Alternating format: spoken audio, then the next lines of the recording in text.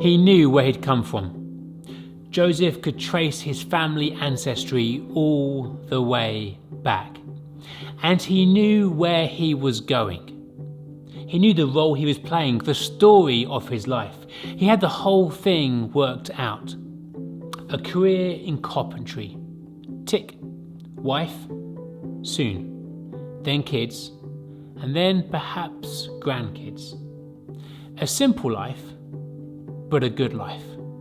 And the plan was in motion. He's engaged to Mary, and in a year's time, they'll be married. But then the news breaks. Mary is pregnant, and he's had nothing to do with it. His world shatters. I wonder how he found out. Was Mary beginning to show? Was there a rumour going around town? Or had Mary told him about her angelic visitation? Yeah, likely story, Mary.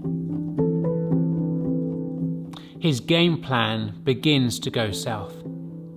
But it's in this moment of high drama, when there's such potential for ridicule and embarrassment, that we discover the kind of man that Joseph is.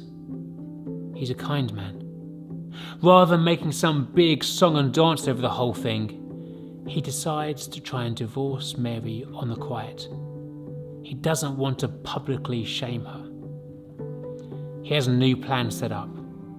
But then there is an interruption. You see, one night, everything changes.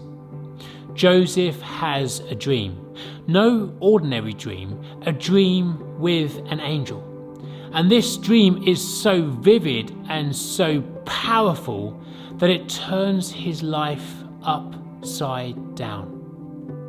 The heavenly game plan of God begins to slide into view.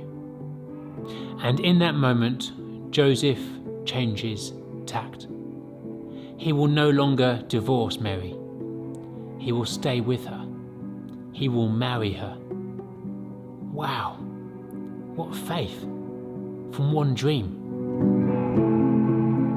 Instead of entering a story of shame, Joseph is entering a story of honour. And in this moment, it's as if everything becomes clear for him. He is being invited to play a leading role in God's great story. A much bigger story, a better story. His life is not just an ordinary one. And it's taking place in Bethlehem, the place where his ancestor David had been anointed king. A new king was going to be born. God was doing a new thing. Where have I settled for the simple life? Where have I been so afraid of ridicule that I've missed out on hearing from God? Where have I been so fixated on my own game plan that I've missed my role in God's bigger story?